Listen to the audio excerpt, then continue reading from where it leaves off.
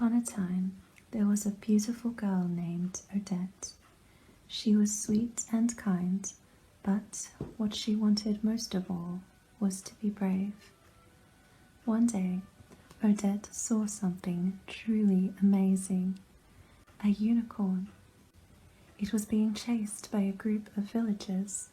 "Wait!" Odette called out to the villagers. "You'll hurt it!" But the people didn't listen.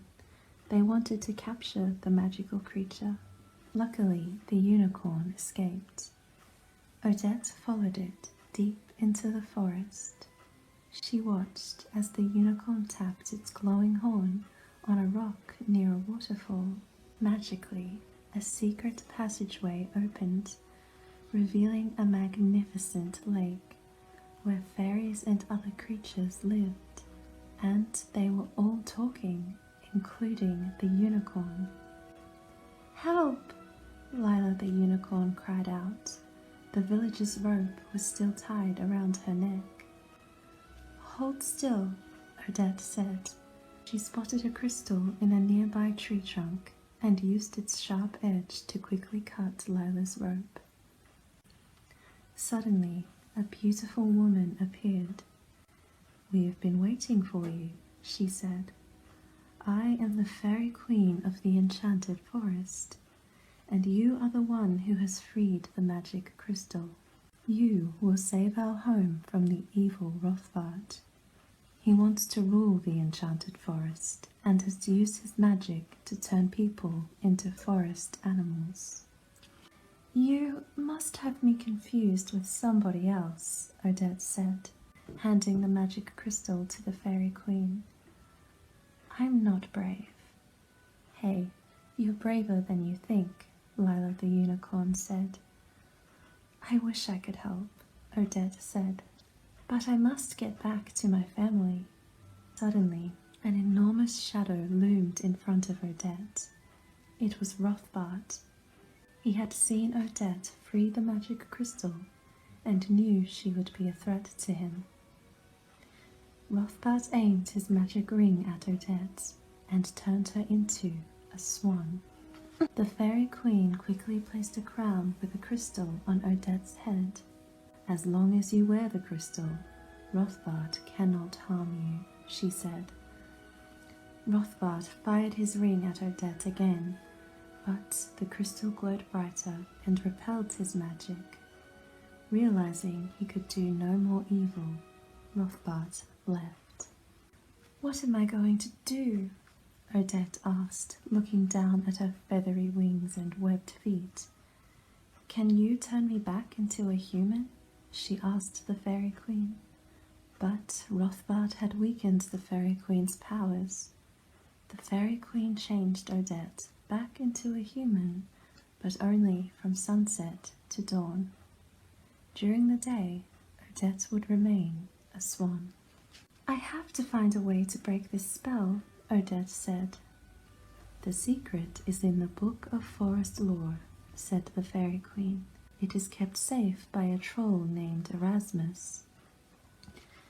Odette and Lila the unicorn quickly followed the fairy queen's directions and found the magic vault where the troll lived. Erasmus was happy to help them look for the Book of Forest Lore.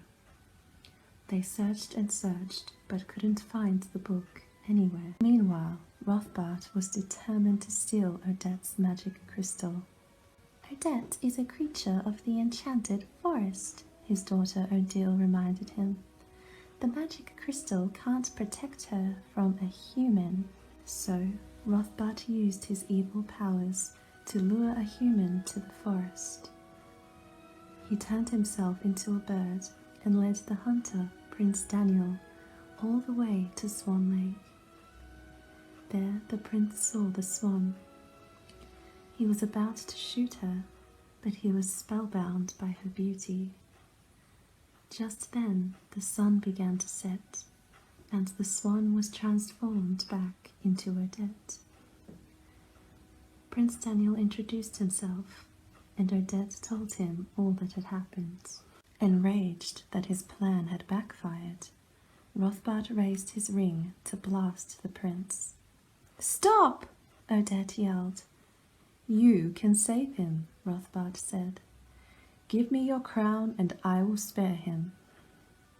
Never, she said. Odette knew that the crystal in the crown was more powerful than Rothbard. Very well, Rothbard said as he fired his ring at Prince Daniel. Thinking quickly, Odette bravely stepped in front of the prince, and the magic crystal protected them both. Rothbard was furious. He left, vowing to get the crystal somehow. Will you show me the enchanted forest? Prince Daniel asked.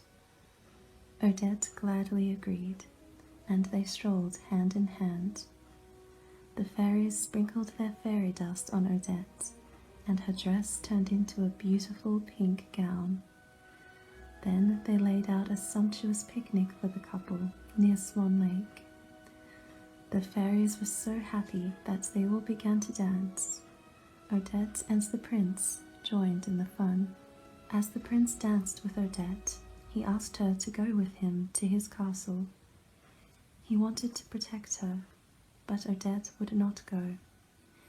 She knew she was needed in the forest to help her friends defeat Rothbard.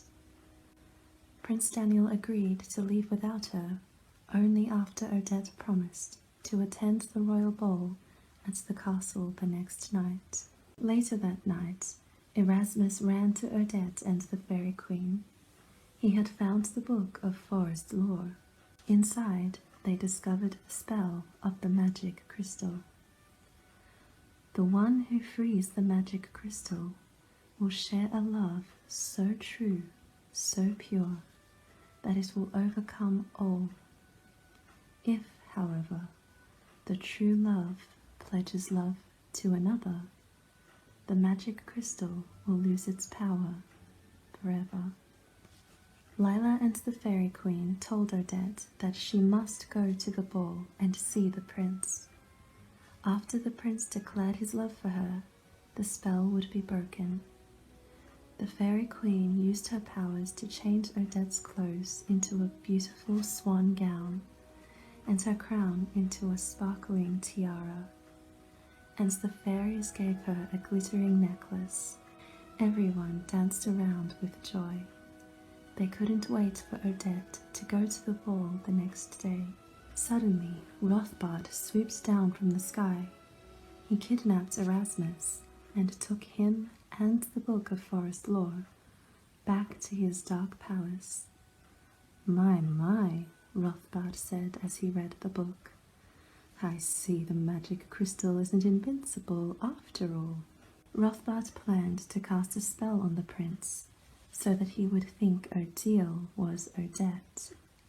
If the prince pledged his love to Odile, the crystal's power would be lost forever. The next morning, Odette turned back into a swan. She and her friends went to rescue Erasmus from Rothbard's castle. Odette flew into the palace and brought Erasmus back to the enchanted forest. Once the troll was safe, Odette flew to the prince's castle. At the ball, the prince danced with Odile, thinking she was Odette, thanks to Rothbard's evil spell.